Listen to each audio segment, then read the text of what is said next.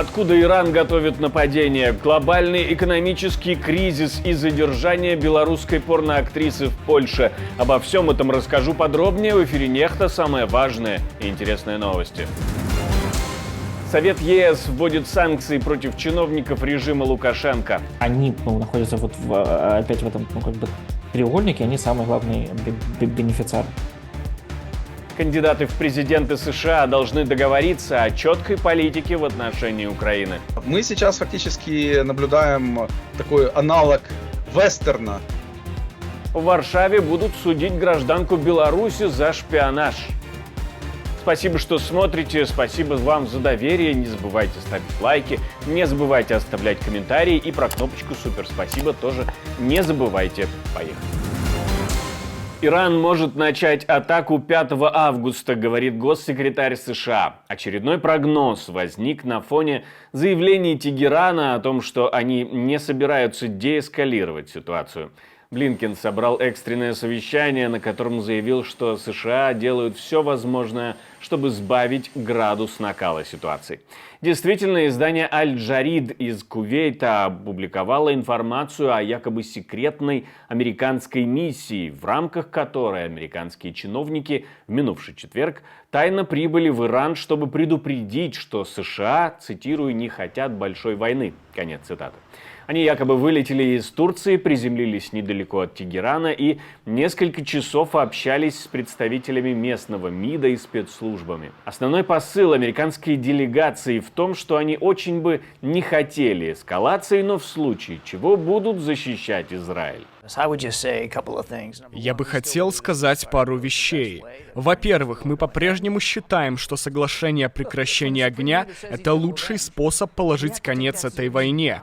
Послушайте, когда верховный лидер говорит, что собирается отомстить, мы должны отнестись к этому серьезно. Я не знаю, что и когда они собираются сделать, но мы должны быть чертовски уверены, что мы готовы и что у нас есть все возможности в регионе, чтобы помочь Израилю защитить себя и защитить наших людей, наши объекты, интересы нашей национальной безопасности. Мы также очень последовательно доказывали, не только на словах, но и на деле, что мы собираемся встать на защиту Израиля.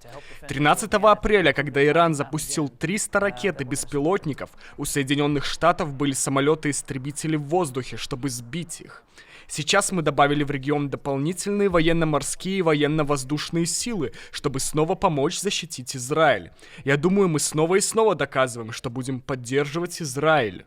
Об этом мы поговорили с экспертом, главой Центра анализа и стратегии Игорем Чаленко. Насколько сам Иран готов к такой атаке, а во-вторых, насколько Израиль успеет подготовиться с союзниками.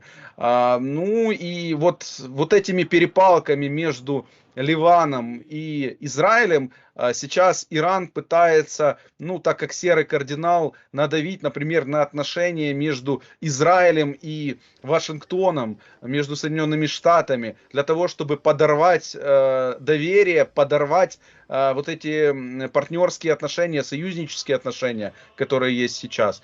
Но все равно я думаю, что, скорее всего, мы увидим в дальнейшие дни ответку Ирана. Насколько она будет массовой, покажет время, но тут еще Ирану необходимо показать определенный результат, поскольку прошлая массированная атака, как мы помним, она такого результата не принесла. Поэтому необходимы данные разведки, и сейчас, я думаю, как раз Тегеран работает над этим вопросом. Фондовые рынки, криптовалюты и акции пережили самый большой обвал с черного понедельника 1987 года. Все из-за опасений рецессии в США. Японская биржа открылась с падением в более 10%. Стамбульская биржа потеряла почти 7%, а московская почему-то всего 1,5%. Азиатский фондовый индекс приблизился к худшему за все время показателю, который был зафиксирован в начале пандемии в 2020 году.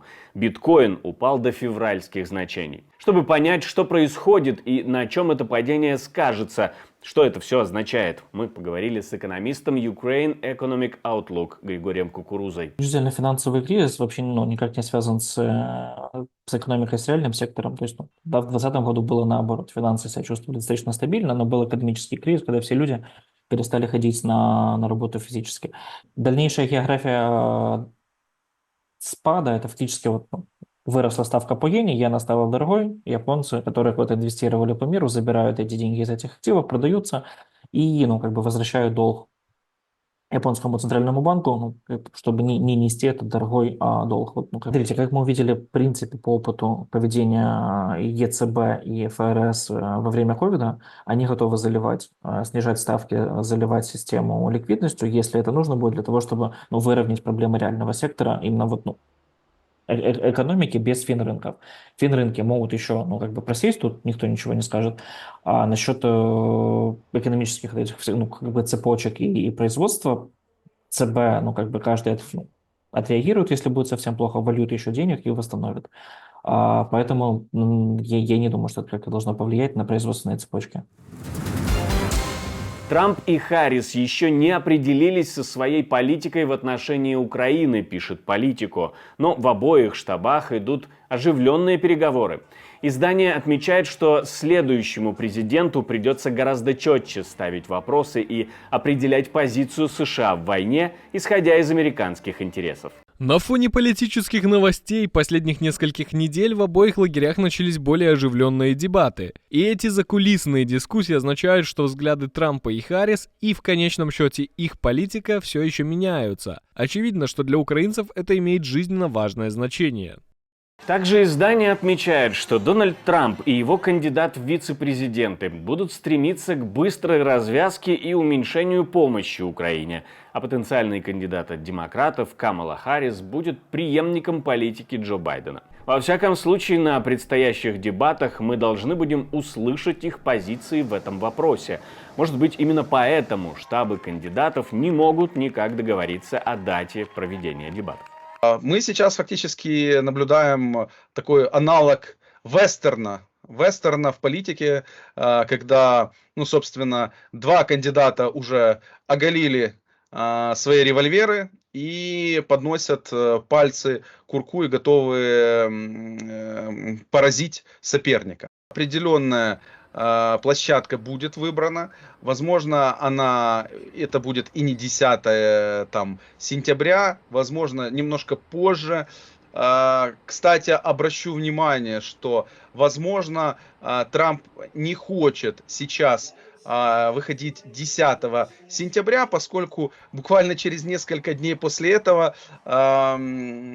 суд присяжных вынесет приговор Трампу, тот приговор, который должен был быть оглашен еще в июле месяце, но был отсрочен.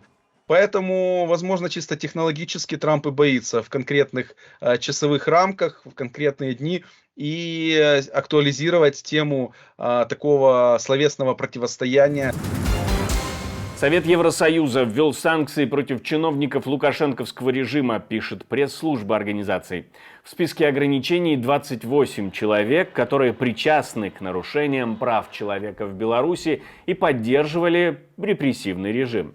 Это два заместителя начальника Главного управления по борьбе с организованной преступностью и коррупцией, прокуроры и судьи, выносившие политически мотивированные приговоры в отношении участников митингов в 2020-м. В том же списке руководители исправительных учреждений за обращение с задержанными и за распространение ложной информации и дезинформацию в список включили гендиректора Белта Ирину Акулович, главу молодежного совета при Национальном собрании Беларуси Никиту Рачиловского, а также бывшего руководителя пресс-службы Лукашенко Дмитрия Жука.